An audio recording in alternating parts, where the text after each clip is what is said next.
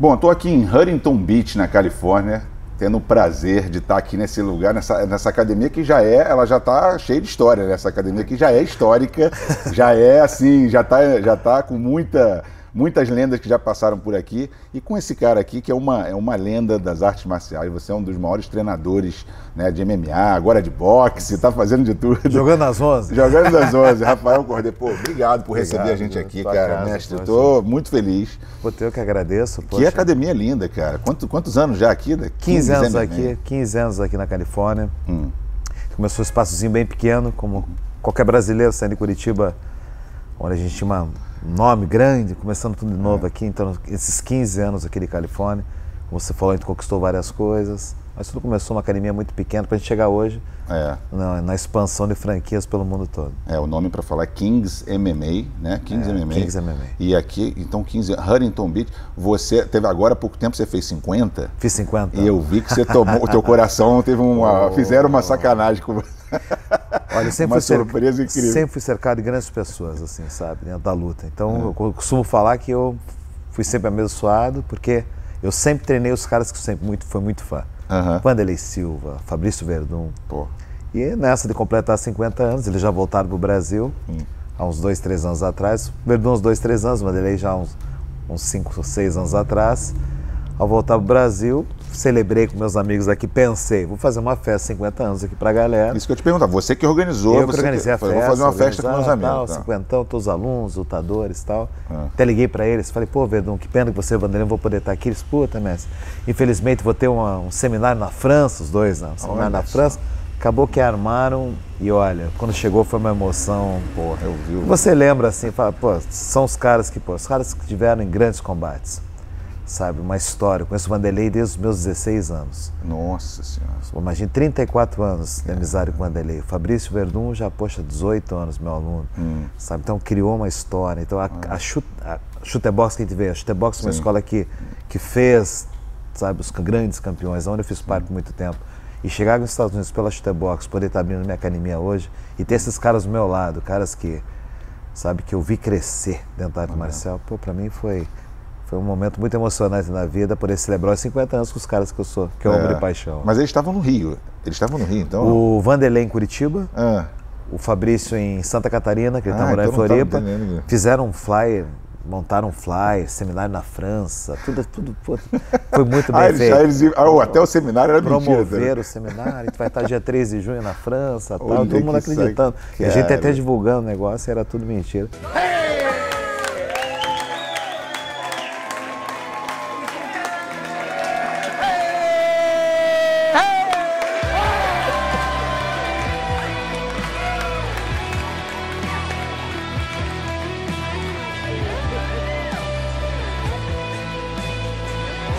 Uma surpresa muito boa. Eu te falo, a arte marcial me deu isso, sabe? Eu te falo, os títulos para a academia foram muito legais. O título um dia vai passar e o que a gente fez para que esses títulos chegassem, essa amizade que a gente ficou, pô, isso aí vai ficar para sempre. Eu vi, tinha um vídeo do Lioto, tinha um vídeo do Shogun, não era? Do Shogun. Mestre Gilmar, meu professor. Até eles fizeram um vídeo para depois eles aparecerem atrás de você. Mas foi, cara, todo mundo ali botando que chorou, vendo foi muito legal. Porque tem isso também, sabe? Quando você... O americano, ele é um povo muito frio, você conhece bem o povo americano, ele é muito frio. Ele não expressa o sentimento, sabe? Ao mesmo tempo ele fala I love you, I love you, I love you, e eles falam bastante o I love you, mas eles não sabem, acho que de repente, o que o I love you quer dizer realmente. Para nós brasileiros, quando o brasileiro não fala eu te amo toda hora, a gente não tem essa mania de falar, pô, te amo, só para tua mãe e pro teu pai, mas não pro teu amigo, pô, te amo, cara. E isso eu aprendi deles, mas passando o sentimento nosso, e quando a gente fala com amor mesmo. Então esses caras, a luta me deu caras que eu amo de paixão.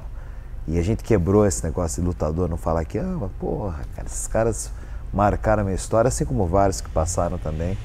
A luta é uma coisa muito individual quando você está ali dentro, mas como qualquer esporte, a base que você leva para lá é a base que você vai levar para o resto da tua vida. Porque o jeito que você treina, o que você fala, muitas vezes me pego falando para minhas filhas, coisas que eu poderia estar falando para um aluno meu antes de uma luta. Verdade.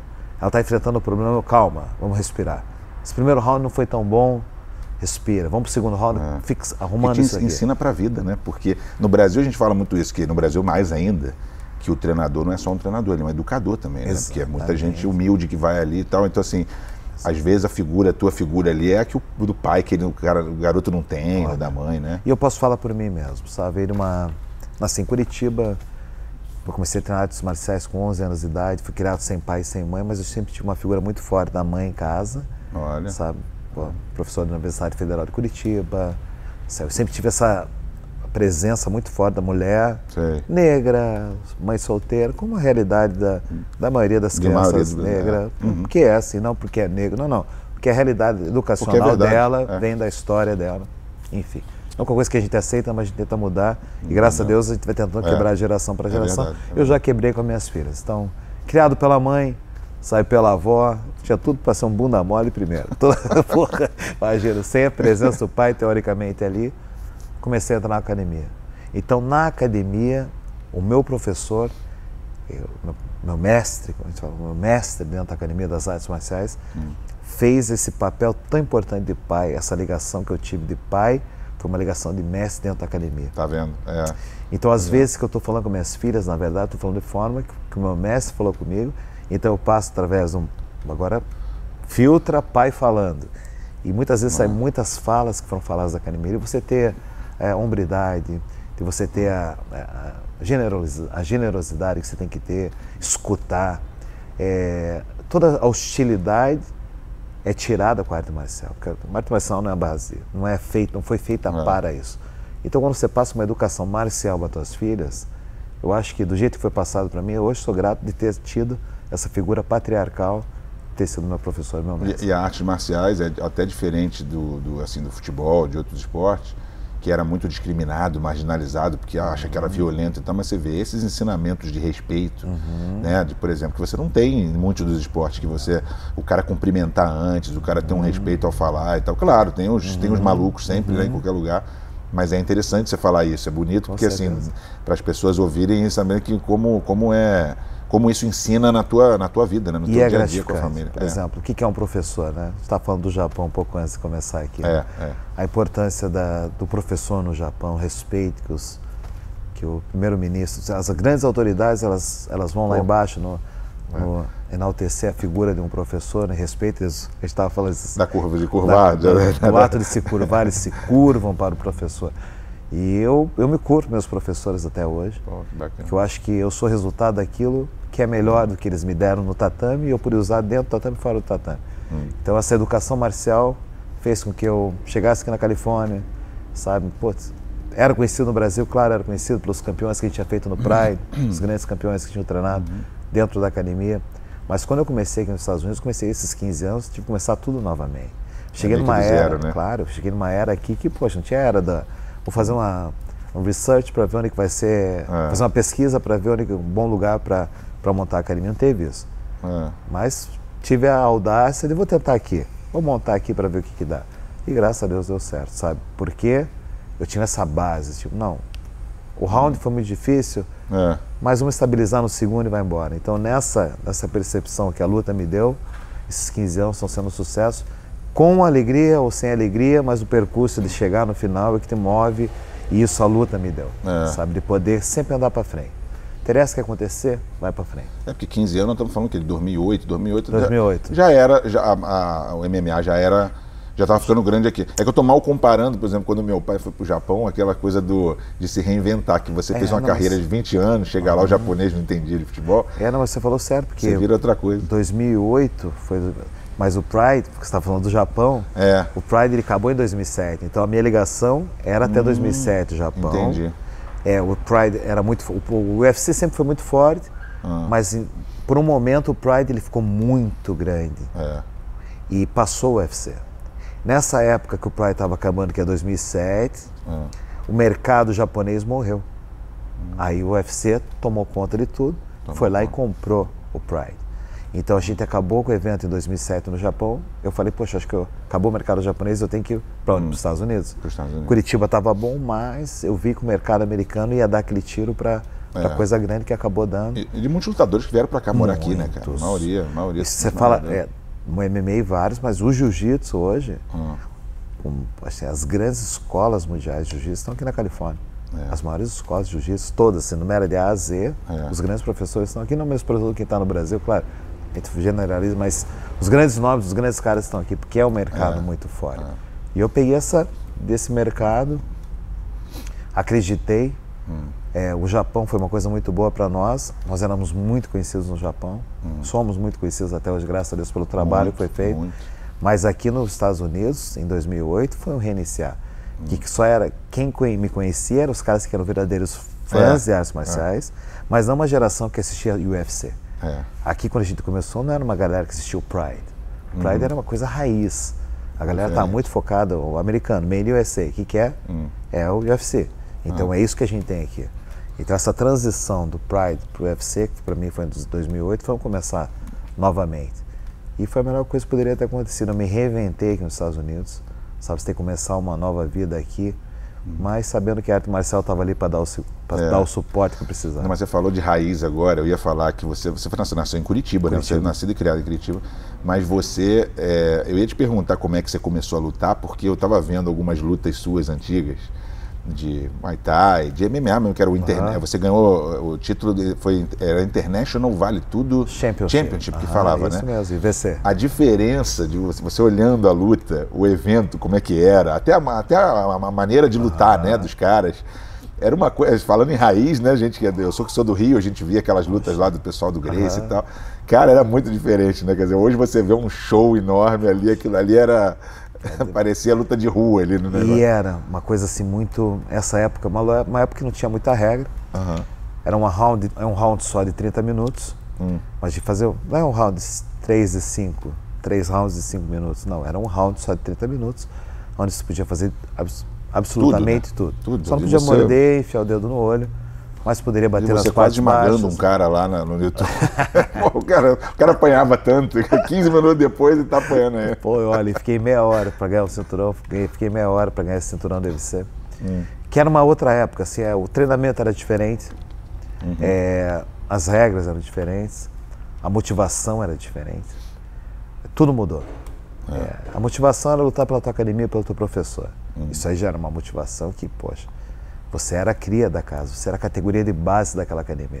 Você chegou àquele ponto de disputar o cinturão pela tua academia, pelo teu professor. Você queria honrá-lo com aquilo. Até porque você não podia pensar em dinheiro, porque você não ganhava dinheiro para isso. O cinturão era muito lindo, maravilhoso para ter na parede, mas financeiramente... Não era uma coisa, era pela academia, pela escola, pelo teu nome, do teu professor, o nome da academia.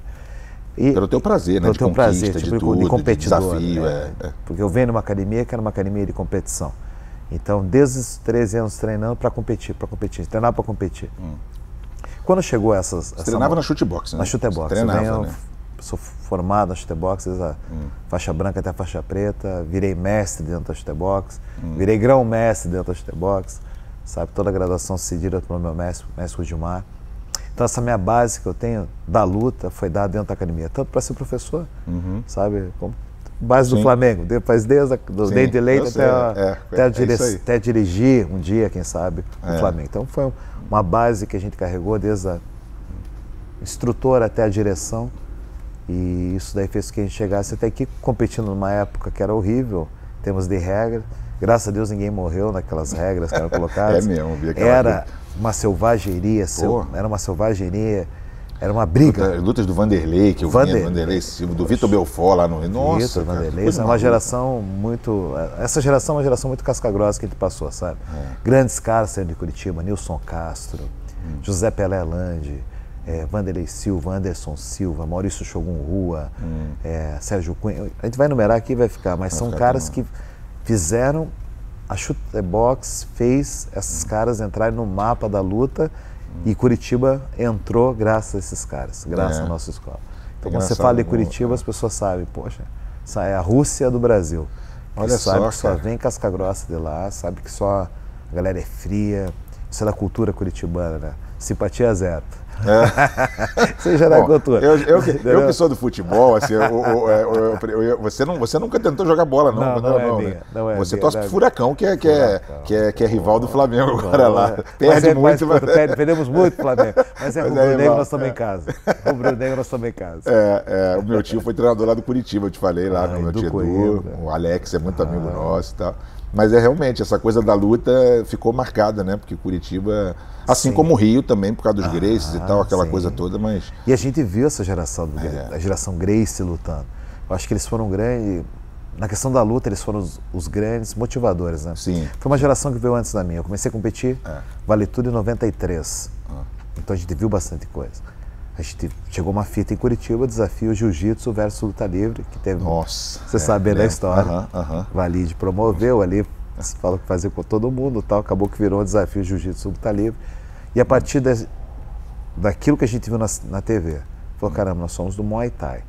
Nossa trocação é muito boa, mas se a gente não aprender como agarrar, derrubar, como se movimentar no chão, a gente vai perder para qualquer um. Sim. Então, a partir de 92, a gente começou a treinar o Jiu-Jitsu, que fez com que a academia virasse campeã no MMA. Você vê, uma academia campeã do boxe tailandês no Muay Thai, virou uma academia campeã de Jiu-Jitsu, virou uma academia campeã de MMA pela introdução do Jiu-Jitsu. No total, é quantos anos de chutebox? Você contar do tempo que você começou treinando até a hora de ir embora? Foram... mais de 20? 28 anos. 28 anos.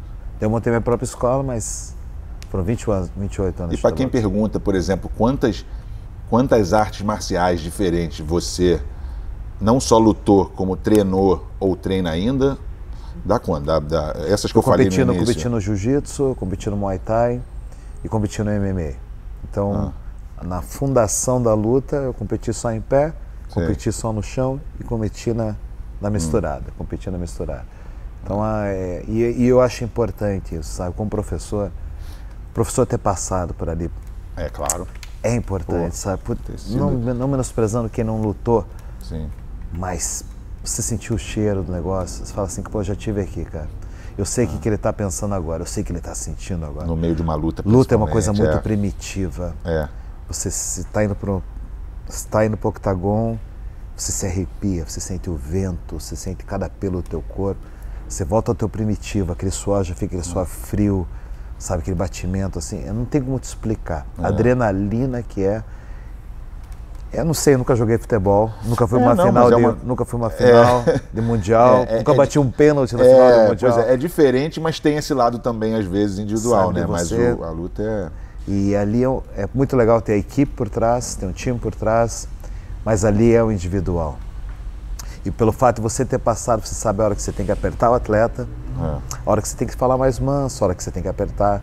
Eu não costumo falar da mesma forma, eu falo desse mesmo tom que eu falo com você, eu falo com meus atletas quando eles estão lutando. Alguns eu falo coisas que eu não posso falar para outros. E eu não posso falar para o Vanderlei o que eu falo para o Beni, eu não posso falar para o Beni o que eu falo para o Vanderlei. Se eu for falar para o Beni a individualidade de cada um, né? Ele vai ficar assim, mas por que eu tenho que fazer isso com o cara? Pô. E com o Vanderlei, se eu for... O Beni vai falar, não, eu preciso de um plusinho a mais. É a individualidade de cada um, né? Entender. Você nunca vai dar o mesmo treinamento para todos eles. Técnico pode ser, mas o psicológico no momento ali. Então, tendo uma grande equipe, um grande professor. Eu tive um grande professor, eu sou grato por isso.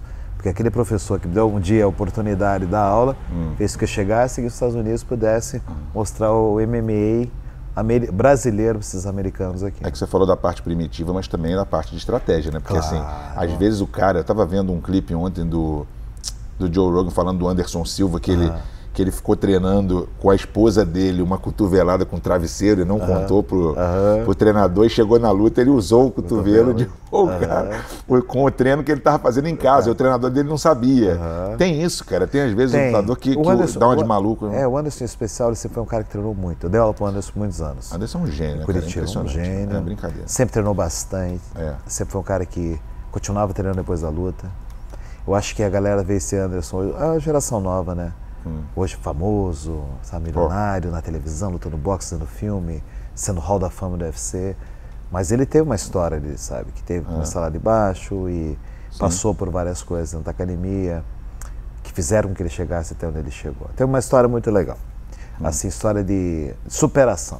Ele contou pra mim que a entrevista, rapidinho, a maior luta dele, que eu achava que era alguma do UFC, eu acho que foi no Pride, uma contra um japonês, que ele falou que viu a bandeira do Brasil, do Japão, assim, tal. Ele falou, caramba, eu até brinquei com ele, parece o Rocky, o Ivan Drago, lá, exatamente isso. E ele ganhou essa luta, virou campeão. Acho que foi a luta no Shotô. Foi. Que lutou com Hayato Sakurai. Lutou com o Sakurai e ganhou do Sakurai.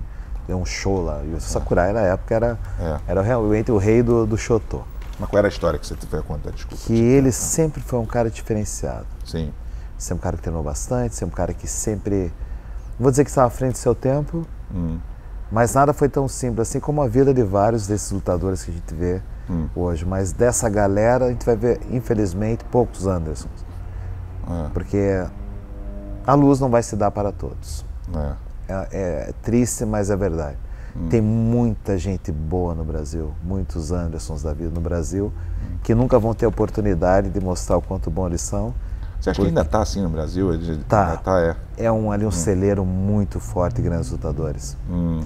Infelizmente, muitos vão desistir antes de chegar lá. Você acha que é falta de apoio, falta de torneios também lá? Eu acho que tudo... Acho que o maior problema do brasileiro é a educação. Isso aí em qualquer... não tem jeito. Vamos falar aqui qual o problema? É a educação.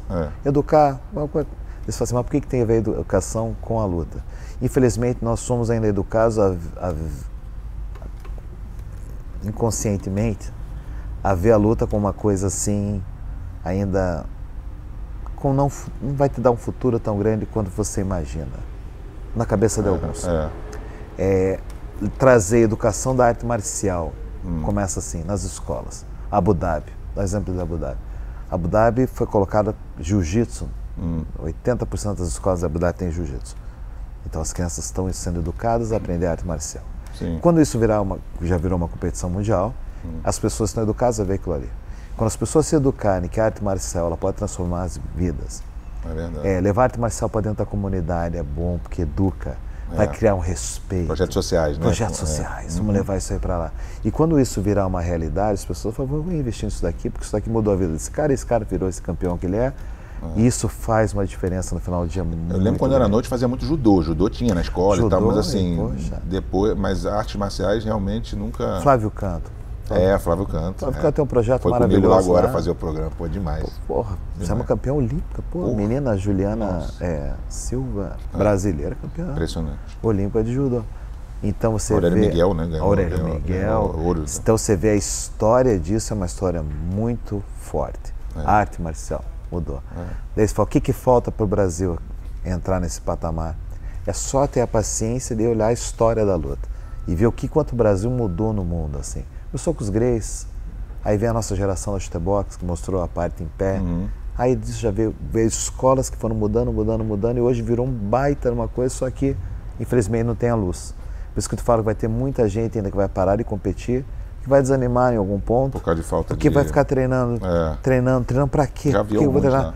E aqui a diferença nossa para eles lá, o brasileiro tem muito talento. Falar que tem mais talento que o americano.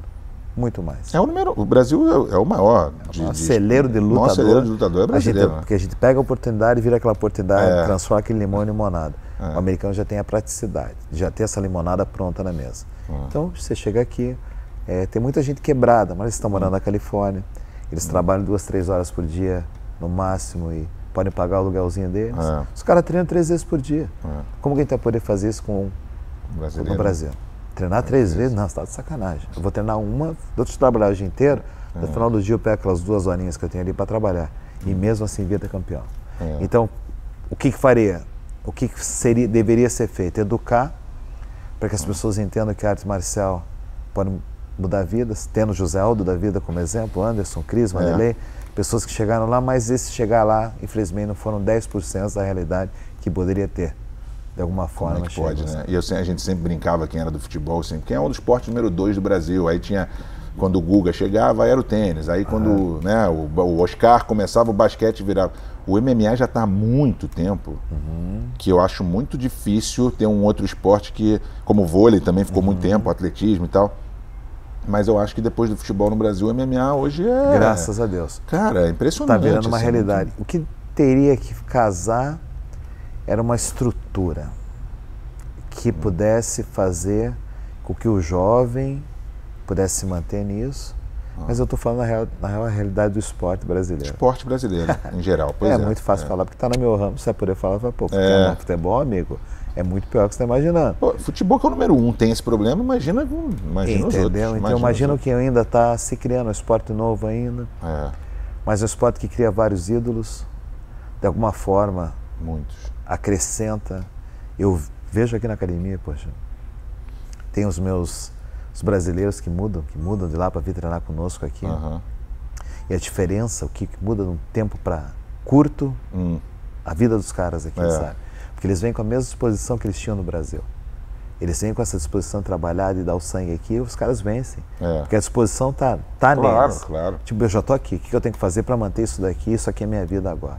Mas é quando um jogador, quando vai para a Europa mais novo, como o Ronaldo, esses caras, e de repente você vê a diferença do corpo do cara, da velocidade, que o cara começa a treinar com a melhor estrutura, com o melhor acompanhamento, tudo, né? Então, muda. E aqui te dá isso. A gente está no evento que é o UFC. Graças a Deus nós temos atletas em todos os eventos. Né? UFC, Bellator, PFL, os grandes eventos do mundo.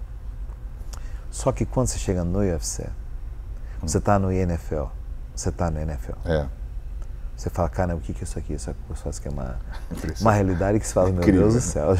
Já foi, não sei se já foi no Instituto lá em Las Vegas. Não, esse não. Fui em luta mesmo. Sim, não, mas tem o Instituto de preparação que tem em Las Vegas ali. Né? Você chega e fala, que é isso? Não acredito. É uma empresa que deu certo, uma grande empresa que deu certo, tem tudo que é de melhor para os atletas. Eles desenvolveram equipamentos para deixar o teu chute mais rápido e mais forte, deixar o teu soco mais rápido e mais forte. Quando que na época que nós competíamos há 20, 30, quando a gente começou esse esporte há 30 anos atrás, a gente imaginou que um dia ter um centro de treinamento, onde os caras poderiam ficar melhores do que eles realmente já são, tomando absurdo, né? O centro de treinamento é absurdo. Absurdo, tomando melhor suplemento, tendo profissionais, tendo psicólogo, nutricionista, tudo, nutricionista, né? Aí sentiu um pouco o pescoço, deita aqui, tem 2, 3 caras em cima de você. Vai pra água gelada, vai pra água quente, tô estressado, vamos assistir um filminho, salinha do filminho, você assistiu um filme. Eu fui no centro de treinamento do Celtics, do Boston Celtics de basquete, que é o meu time de coração. E, cara, o cara me mostrou uma salinha. É o verde e branco, né? É, o verde e branco. Tinha uma salinha que tinha uma banheira pequenininha, daqui até ali, assim, que é um quadrado, um cubículo, assim, você fica ali. Só que o cara flutua. Eu falei, mas pra quê? Eu falei, não, é pro desenvolvimento do corpo, o cara fica em transe, sei lá. Eu falei, cacete, os caras são muito avançados. É um outro nível. São coisas que até hoje, a gente vai chegando, a gente fala do UFC bastante, mas eles que estão dando a tendência do que vai ser o esporte. E essa tendência é muito importante pra gente que acredita que o esporte pode mudar vidas e tal. Parece que a gente sei isso aí, poxa, mas é verdade, cara. É verdade. Se a gente não acreditar nisso, poxa, é isso. A única coisa que a gente vê na academia que é a certeza de que você vai ter uma vida melhor depois que você quer se dedicar àquela academia. Sabe? E o UFC está dando essa tendência de que eles estão capazes, eles veem o esporte como um grande business, claro, não é amor. Como tudo. Não tem amor, tudo não, é business. Tudo é business aqui. O lutador é um produto. Um produto. Até o Dana é muito claro quando ele fala isso. Ele fala assim, não, isso aqui não é um trabalho, é uma oportunidade de emprego. Olha. Você não é nosso funcionário, você tem uma oportunidade de emprego. Caramba. Isso aí, ao mesmo tempo que é a franqueza americana, né? A sinceridade americana. Para nós é muito... Mas ele está falando a verdade. Ele falou, olha, eu vou te dar, você vai assinar um contrato e 4 lutas. Se você for bem nessas 4, você vai assinar para mais 4. E se você passar por isso, você vai ser uma estrela. Então ele está te dando a oportunidade de trabalho, você tem 4 tiros ali. De mudar a tua vida ou ter que recomeçar depois disso tudo. Né? Todo aquele amor, orgulho, aquele início que você faz é para um dia você vai conquistar isso. Né? As oportunidades que esse trabalho vai dar. Ele falou, você vai ganhar tanto para fazer uma luta, aceita, tá feito. Como todos os eventos. Nós falamos de campeões aqui pra caramba, porque você também ganhou muito prêmio, né? Eu falei que você era um lendário aqui, né? Uma lenda. E você lembra quantos títulos já tem no total? Porque você ganhou com quase todo mundo, né? Com Werdum, Rafael dos Anjos. Werdum, Rafael dos Anjos, Shogun, Vanderlei, Chris Bori, Anderson Silva, né? Os caras que passaram ali. Aí vai. Todos, acho que numerar todos, acho que dá 16. Tá 16 ou 18, a gente ganhou mais 2, acho que são 18 cinturões. Que nesses anos treinando, foram 18 cinturões. Eu fui campeão brasileiro, 3 vezes campeão brasileiro de Muay Thai, 5 vezes campeão interestadual no Muay Thai, campeão do IVC, que é esse evento que você comentou. Até a partir do momento, me aposentei cedo, com 27 anos. Comecei a competir com 13, parei com 27. Parei. Por que você parou com 27? Já estava cansado disso também? Eu me pergunto direto, mas parece que eu não parei muito cedo, cara, não sei. Já faz essas lutas de veterano aí agora. Não, mas isso aí já, eu olho hoje e falo, não. Não dá. Não dá. Porque o tempo que você perde para fazer isso, você tem que se desprender. Só para treinar, E já, tô com 50 anos, eu fico olhando os caras de TV, eu admiro quem faz isso. Poxa, tiro meu chapéu para eles, mas é uma coisa que você tem que ter a noção do que você está fazendo. Então, quando eu parei de competir, eu virei um treinador e dali veio toda essa galera, os caras que eu te falei, que viraram campeões, se juntar com... que eu tive a oportunidade, graças ao meu mestre, falar, você pode dar aula, então, através dele, nós formamos grandes campeões. Então, nessa carreira aí foram 16, 18 campeões, agora um pouquinho mais. E é difícil, e fui 2 vezes campeão, 2 vezes eleito coach do ano em Las Vegas, que é o Oscar do MMA.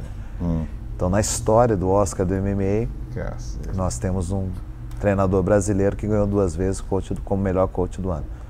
Então, isso aí lá no final vai ser escrito, né? Difícil alguém bater isso daí. Hall da Fama. E difícil a gente, ao mesmo tempo, assim, expressar a alegria que é ter esses números. É difícil ficar falando de número que parece às vezes que você está...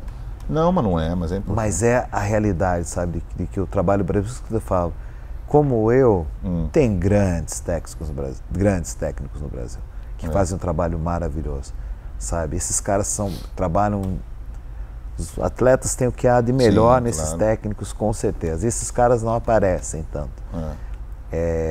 E eu sei a realidade do brasileiro, eu sei o quanto eles trabalham, porque foi o que eu trabalhei também. Então, se deu certo comigo, daria certo com eles, se eles estivessem no lugar certo também. Então, acho que às vezes, para essa galera, né, que almeja um dia treinar campeões, a gente não tem que ter a vaidade. Se você sentir que você tem um atleta muito bom contigo, pô, esse cara aqui tem futuro. Como que eu posso melhorar? Como que eu posso esse cara aparecer? O cara não tem que ter o luxo de... Pega esse cara, leva para um centro grande, onde vai, apresenta ele, sabe? Que com certeza, tendo uma luz, a gente vai estar trazendo bastante brasileiro para cá.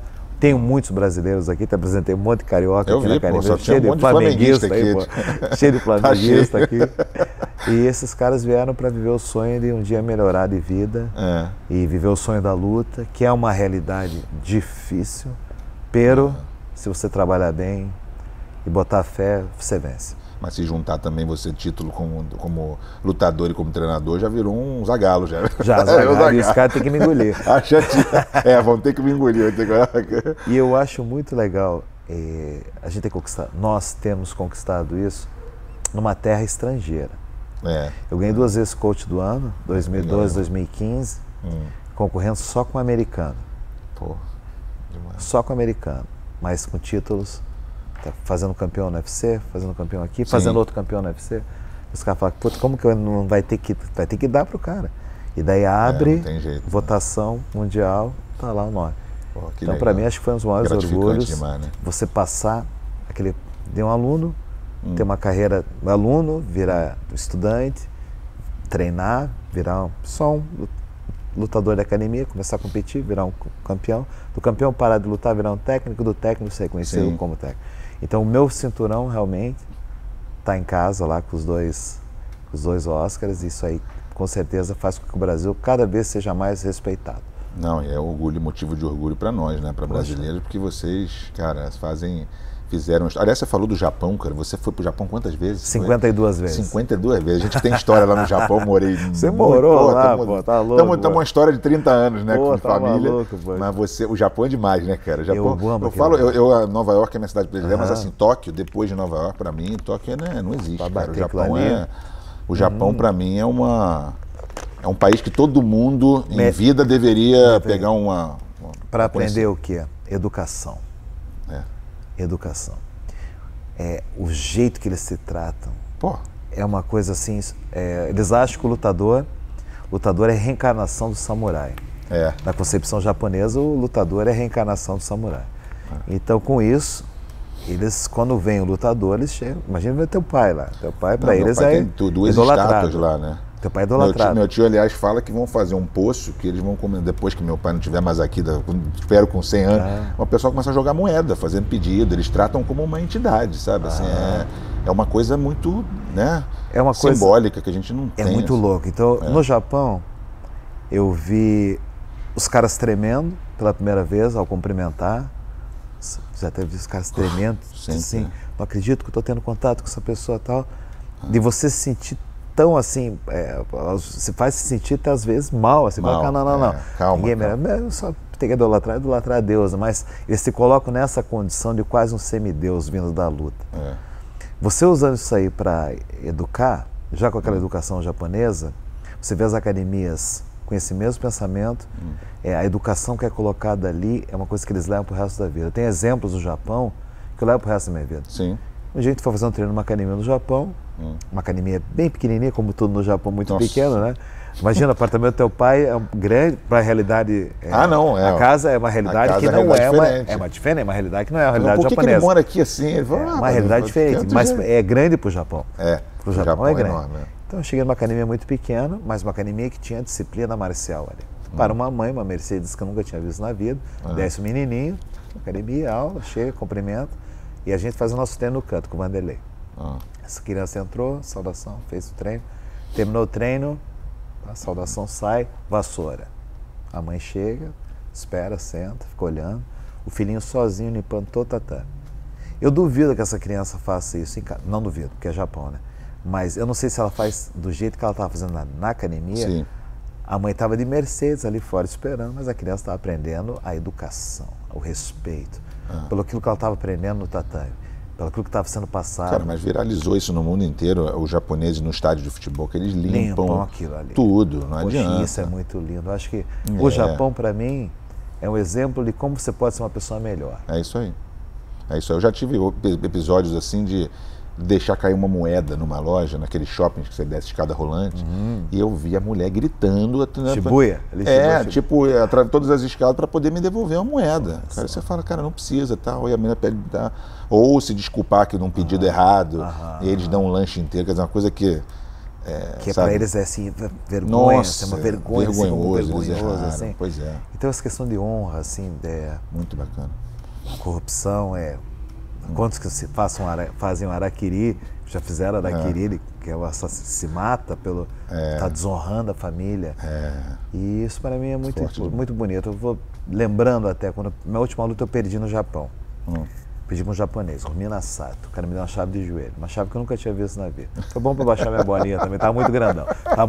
Tava demais. Foi bom para... Japinha falou, fica calmo aí. Calma. Uma época que, poxa, foi em 99 isso. Lutar no Japão, lá no... Tokyo Dome, que é enorme, cara, demais. Tokyo Dome.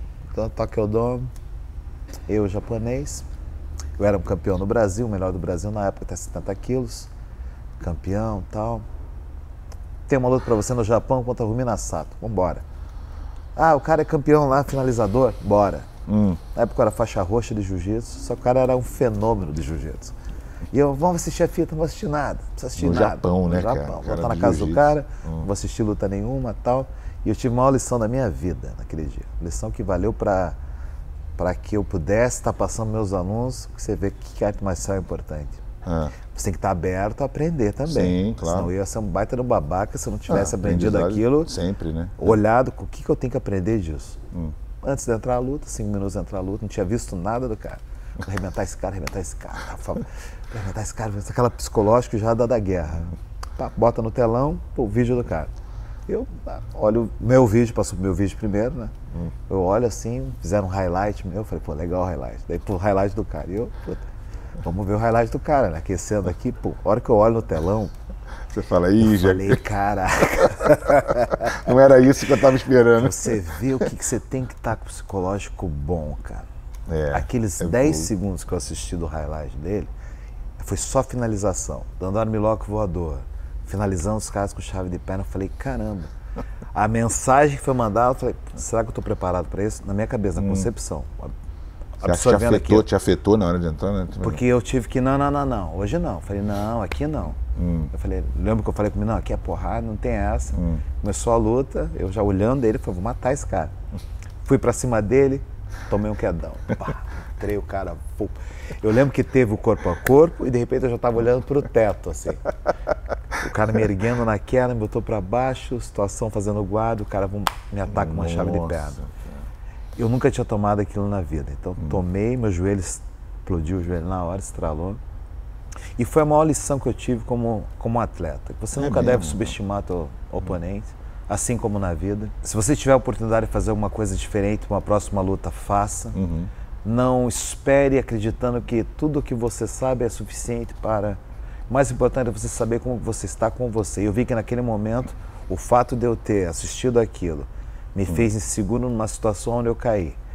Então, o fato de você estar, às vezes, com pessoas que te levantem é muito importante. Eu, graças a Deus, sempre tive pessoas ao meu lado que me levantaram, situações, somente de luta, assim, que fizeram o teu espírito ficar elevado. Naquele momento eu me senti fraco, porque foi uma semana ruim, que eu fiquei sozinho no Japão. Meu professor chegou só um dia antes da luta, o visto dele não tinha dado certo. Não estou justificando, mas uma sequência de coisas fizeram com que aquele momento ficasse marcado, e eu aprendi que, graças a Deus, eu tive a luta para me botar um pouquinho mais, baixa a tua bolinha.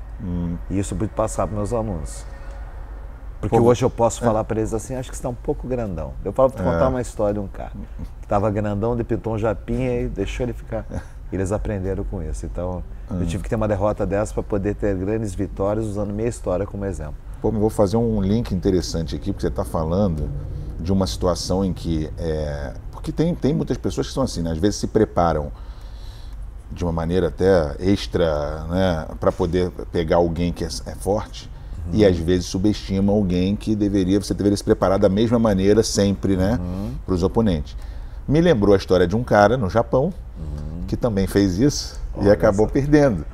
E aí você falou, e aí você falou que muitos treinadores poderiam estar no lugar certo, e você estava na hora certa, porque esse cara aqui agora, desde que ele entrou... Esse aqui foi o cara que eu estou falando, do Buster Douglas, né, no Japão, que ele conta que ele foi... Só mais um que eu vou fazer. Só mais um e tal, e aí, né... James acabou. Buster Douglas. Cara, desde que esse cara entrou na tua vida, o que eu tô vendo de entrevista sua é assim, o treinador do Tyson, verdade, Cara, como é que foi pra você isso, do nada? Você é um cara que...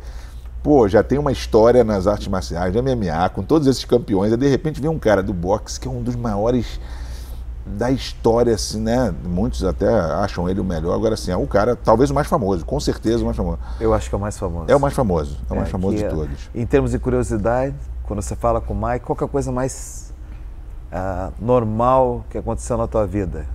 Ele fala assim, nunca precisei me apresentar para ninguém. Cara, é incrível. Ele nunca precisou se apresentar para ninguém. Prazer, meu nome é Mike Tyson. Michael Gerald Tyson. Nunca precisou fazer isso. Não, eu tive o prazer de entrevistar ele, né? Que ele falou de você. Ele conta legal. A história do Michael Jackson, que ele virou, que ele estava meio brigado. Que o Michael Jackson falou para ele, eu conheço você de onde?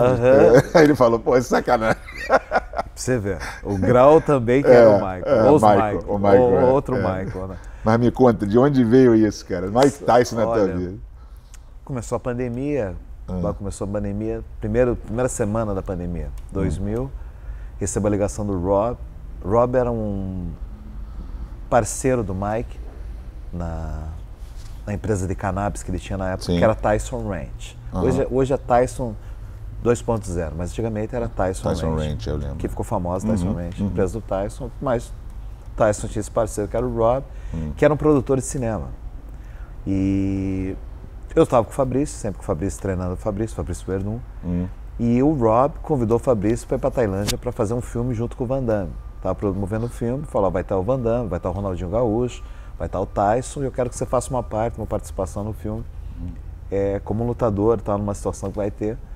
E o Verdun falou, putz, vou levar meu treinador, o Rafael, traz o Rafael junto, tá, porque a gente vai estar treinando. E o Verdun queria continuar treinando.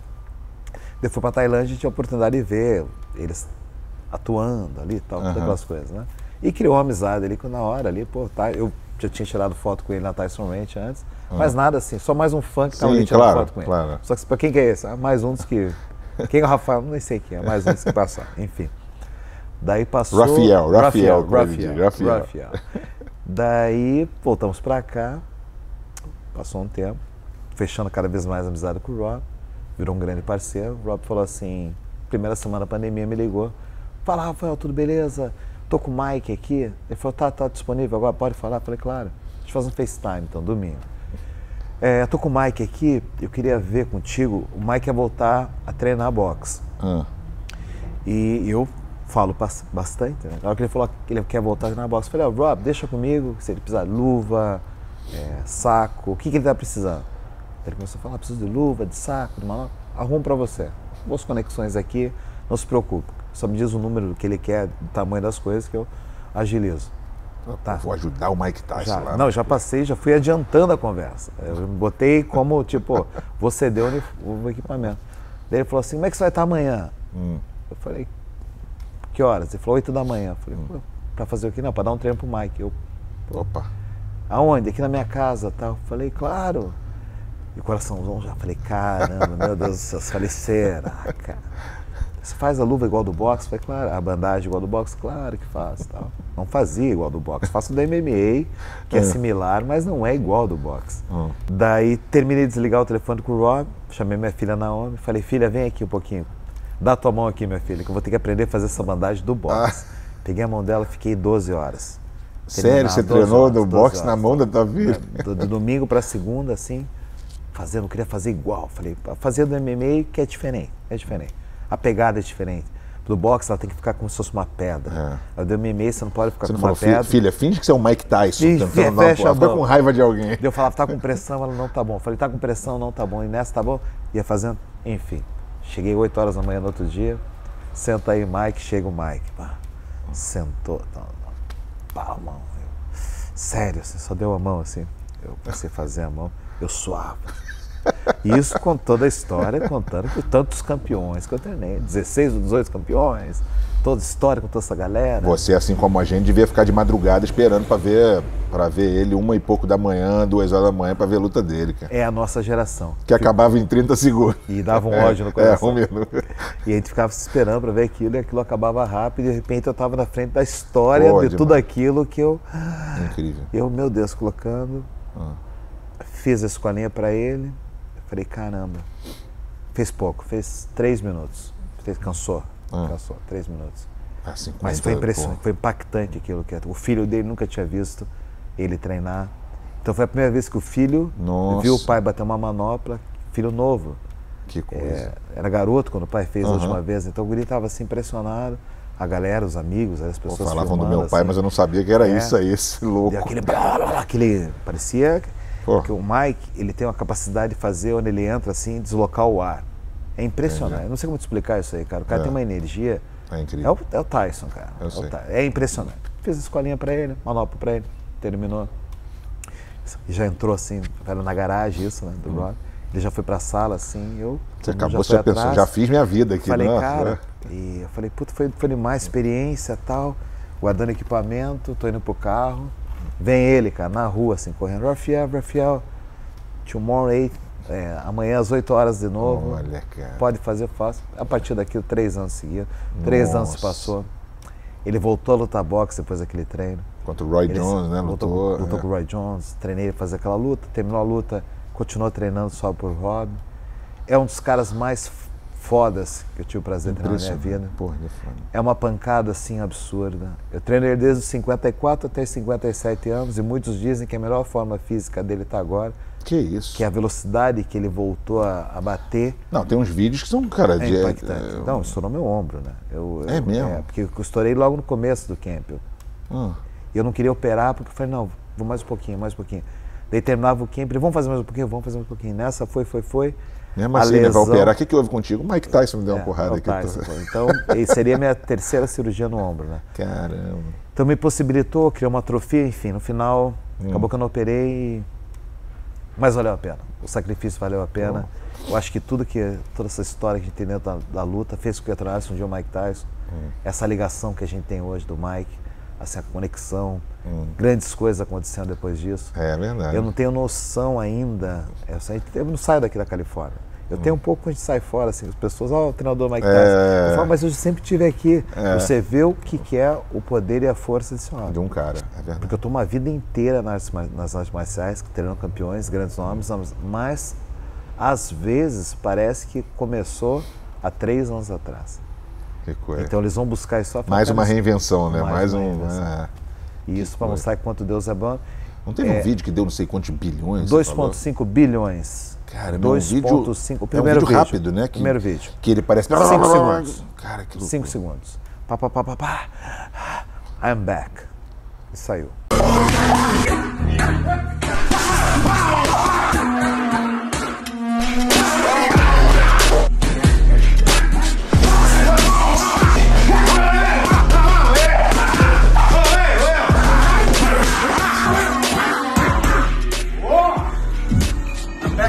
É um vídeo assustador, que as pessoas colocaram, esse cara é um monstro. E várias coisas, assim, poder viajar com ele, então ter essa experiência. Conviver com ele. Né? Conviver com uma lenda, saber o verdadeiro Mike, saber as coisas que fizeram ele ser quem ele é. As formas que ele agiu no passado, o que levou ele, os porquês. Criação dele. É muito fácil olhar e falar, esse cara, mas putz, ele foi criado, as pessoas queriam ver aquele Mike Tyson. Ele foi um símbolo criado, um cara forte, batia em todo mundo, tem que ser um ignorante, que cara quer te arrebentar. E isso foi criado, e não é a realidade do Mike. Quem ele gosta, mas não dá para vacilar com ele, porque ele vai... Se você deixa ele numa situação que ele se sente incomodado, não vai sair te pegando a porrada não, mas já não vai fazer parte mais daquele contexto. Mas eu vi ele contando da história dele, de quando era novo, quantas vezes, com 14 anos, quantas vezes ele já tinha brigado na rua, quantas vezes ele tinha roubado gente, porque precisava, né, tal, assim, era uma infância louca. O environment que ele tinha ali em Nova York. Muito com o pessoal do rap lá, por isso que ele ficou assim. Por exemplo, ele foi criado para... A única coisa, a versão do mundo que ele tinha visto foi aquela. É verdade. E aí ele começou a lutar porque o menino, ele adorava a pomba, não sei se ele contou pra você. Qual era? Da pomba? Ele adora pomba, né? Ah, sim, ele falou, claro, pô, claro. Ele começou a lutar porque o menino matou a pomba. É verdade. Que ele adorava, e ele foi lá e arrebentou o guri na porrada, esse cara leva jeito. E a partir disso, nasceu o Mike The Iron Tyson. Essa luva aqui é uma luva que ele treinou com você ou ele que deu para você? Como é que foi isso? Uma das, né? Uma das. Tem um acervo de coisas que ele me deu ali. Essa é uma das lembranças boas, esses anos que a gente está trabalhando. Da conexão, dos vídeos. Nós conseguimos fazer o primeiro vídeo do Mike dando aula. Caramba, demais. Primeiro vídeo do Mike, eu passando as combinações, ele e o Henry Cerrudo. E são coisas assim que não tem como explicar. Marcam, ou bate o santo ou não bate, e o meu, graças a Deus, bateu. E agora ele vai virar treinador, né? Também de boxe, acho que vai representar no time do Francis, né? Vai estar representando com o Francis. O Francis vai estar lutando com o Tyson Fury, que vai ser uma grande luta também. E a representatividade que o Mike tem, né? Eles fizeram questão de botar o Mike nisso, porque sabe que vai ter uma grande mídia, isso vai estar atribuindo grandes coisas para ele. É o Rocky Balboa lá, depois de treinador lá no filme. É a mesma coisa. Aí, nesse caso, eu não sei quem vai ser o Apollo. não. É difícil. Tô dizendo ele como treinador, na luta, assim, é difícil dizer. O favorito para mim é o Tyson, mas luta de peso pesado, pegou uma bomba, já era. Pô, mas demais, cara. Essa história é assim, você tá de parabéns, porque assim, isso é resultado do teu trabalho, fruto do teu trabalho, da tua história. Às vezes a gente tem a competência, mas a sorte bate na porta só para quem, né? Muito para quem merece. Então, quando aparece, tem que aproveitar. E que é uma coisa boa do brasileiro, né? Nós fazemos as oportunidades. É verdade. Meu primeiro atleta de boxe foi o Mike Tyson. Que coisa, só. O cara 2 vezes campeão mundial de boxe. Imagina. O Tyson foi o primeiro atleta de boxe. Porque eu me fiz presente na hora que tinha que fazer. Na hora, é verdade. Se eu tivesse, eu treino caras lutadores, tem o boxe na nossa modalidade, mas o boxe não é minha arte mãe. Sim. Mas o que eu ofereci para ele foi muito mais do que as combinações que fizeram porque não foi só o treino, foi a experiência toda. Ele, o cara conhecedor de boxe, falou, esse cara me deixa de um jeito que de repente muitos caras que me treinaram não me deixaram. E ele fala, puta, que eu queria ter te conhecido meus 20 anos, sabe? Cara, você escuta aqui e fala, caraca, cara. E a diferença é ele 6, 7 anos mais velho que eu. Então eu era o garoto que... Você é mais novo que ele, cara. Eu sou mais novo que ele. O treinador é mais novo do que o lutador. Sabe? E estar junto nas batalhas, estar com ele na casa, estar vivendo momentos ali, vendo ele com a esposa, sabe? É legal, né? Dando aquela... Vendo que a arte marcial me deu isso. E eu não vou ser grato à luta? Como que eu posso pagar a luta? Fazendo que as pessoas entendam que a luta pode mudar vidas, assim como mudou a minha vida também. É verdade. Vem cá, o que você está achando desses lutadores de MMA, todos agora entrando no boxe? É legal, depois de aposentar, o cara começar a lutar contra esses youtubers e tal, mas assim, parece que virou até não é uma outra modalidade, porque o boxe é o boxe, mas assim, ficou uma coisa, né, de show, né, que eles criaram uma maneira, mais uma vez uma americana criou uma maneira de fazer dinheiro, mas que é legal, cara. É legal, é uma parte do entretenimento que tem que ter. Como o Dana já falou uma vez, isso daqui não. Isso aqui não é o trabalho, é uma forma de vocês ganharem dinheiro, sim, mas não tem isso aqui como emprego, isso aqui é mais uma reinvenção, né, para eles também. Criando-se isso é mais uma oportunidade de trabalho para caras que sempre sonharam lutar, nunca tiveram oportunidade, talento, skills, de repente os caras nunca tiveram isso daí. Os caras que têm isso daí, mas já estão parando, que podem de repente render um pouquinho mais ali. Do próprio boxe, né? Sabe? E tá sendo bom para indo pro boxe. Os caras do MMA que de repente já tá bom aqui para vamos fazer o quê? Uma coisa que de repente a gente possa continuar competindo em alto nível. Eu acho que é importante ter isso, mas a gente não pode perder o brilho do boxe. Eu vou te falar assim, tem que ter o brilho do boxe. É importante ter essa facção ali, mais uma facção. Tem no MMA, tem no boxe, e tem essa facção. Que eu não considero essa facção do boxe. Sim. Eu acho mais entretenimento do que qualquer coisa. Sim, sim. E é importante ter. As pessoas sabendo que aquilo ali não é uma realidade. O boxe de verdade, É realidade. Lutar com os caras do boxe, você tem que estar muito preparado. É verdade. Porque os caras só fazem aquilo o dia inteiro. Não, os caras do MMA, eles têm que treinar Muay Thai, Jiu-Jitsu, MMA, Wrestling. Eles têm que fazer muita coisa. Agora, se fica focado só fazer o boxe, e você só faz isso por muitos anos, os caras vão ter uma certa vantagem sobre você. Tanto que muitos perderam aí, muitos né, perderam. cara? Perderam pra porque os caras só fazem isso e só é normal. Isso, não tem porque o cara ganhou tudo no MMA. É um outro esporte. Eu acho que é bom desde que não se perca o brilho do boxe, que é essa arte nobre, que as pessoas não achem agora que todo mundo é lutador, que está competindo nessa facção que não tem nada a ver com o mundo real. Onde o lutador de boxe luta como lutador de boxe, na regra que tem que ser, na regra do boxe, naqueles 8, sabe? Sim. Os rounds que tem que ser do boxe, aquela coisa assim. Então, mas acho que é importante ter isso daí para incentivar e motivar um público diferente que está indo para assistir. Agradecer esse Jake Paul pelo que ele fez, está fazendo. É mesmo, né? O menino está fazendo um barulho muito grande no mundo do boxe, está fazendo que as pessoas paguem para assistir. Está falando bem, está promovendo bem. Ajuda o esporte. No Brasil, às vezes, a gente está tendo no Brasil lá, esse do boxe, tem no Brasil das celebridades. Teve o Whindersson, teve alguns lutando lá.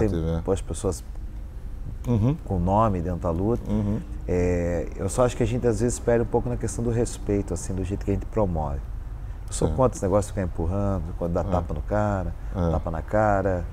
Porque a gente sabe que isso aí é um entretenimento que às vezes, isso aí no passado até fazia um sentido, que não tinha era o mais brabo. Você pode até fazer uma brincadeira ou outra, mas não fugir do respeito ali, né? Antigamente você ganhava luta muitas vezes no sou brabo, cara, pô, caraca, era naquilo ali. Mas hoje em dia não adianta se mostrar que é brabo ali, a hora que fecha, é só você e o cara. Acho que nisso a gente se perde um pouco nas promoções.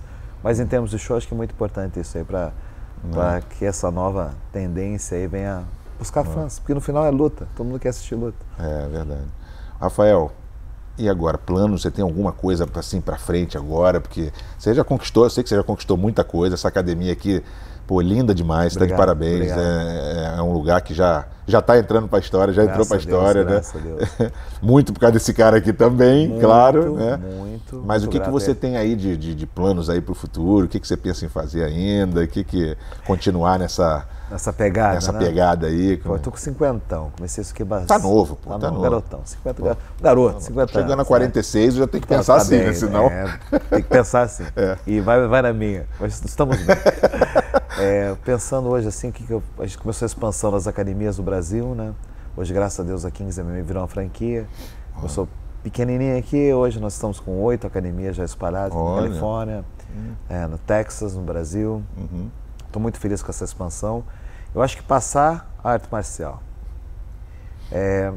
Mais que ficar contando a minha história, eu quero contar o que essa história fez por mim. Essa história me trouxe até aqui, fez conhecer pessoas maravilhosas, fez com que ficasse com o áudio aberto, com a visão aberta para saber onde eu tinha que estar, o que falar, o que escutar, ou ficar quieto, ou observar. E isso foi graças à arte marcial. Então, ter toda essa história que a gente criou aqui nos Estados Unidos, eu quero poder passar isso em termos de confiança para as pessoas que venham nos procurar e queiram aprender a arte marcial. Eu costumo falar que eu treino faixa branca da mesma forma que eu treino um campeão do UFC, porque é arte marcial. Eu não quero saber se o cara tem um cinturão. Usando até o exemplo do Mike, tem uma entrevista dele muito legal, que ele está na casa dele, o cara, ele bota o cinturão em cima da mesa. Eu, cara, e esse cinturão, assim, Mike? Ele pega o cinturão, isso aqui, ó, isso aqui é material.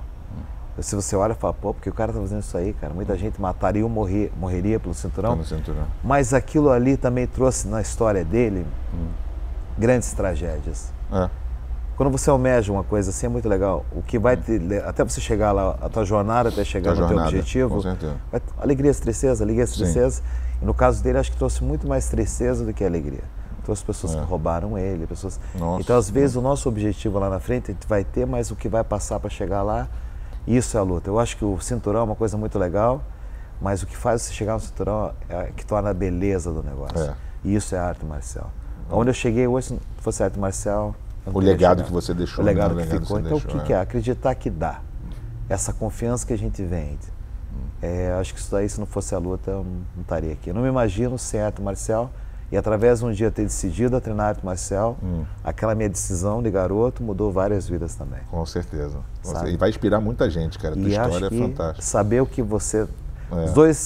As duas alegrias do homem é quando ele nasce e quando ele descobriu por que ele nasceu, né? Então, eu descobri por que eu nasci, graças a Deus eu descobri a minha alegria porque eu nasci para isso. É o propósito, né? Saber o teu propósito, é verdade. Isso, acho que é a grande lição que a gente tem e saber resgatar isso enquanto dá tempo. De repente a vida passa, se você não se achou, não pode ser só um vão. Meu irmão, sem palavras para te agradecer. Júlio, obrigado pela recepção, foi demais. Louco, poxa. Obrigado. Tão gente boa com teu pai, expressar o respeito que eu tenho por você, pela tua família, pela tua história. Pessoas que acreditaram no esporte. A gente fala de inspiração, motivação. Eu não consigo imaginar quantos milhares de pessoas a tua família atingiu. E isso que faz o nosso legado de saber o porquê que a gente nasceu. Que isso. Obrigado. Obrigado, meu Obrigado mesmo. Parabéns por tudo, cara. Obrigado. Fantástico.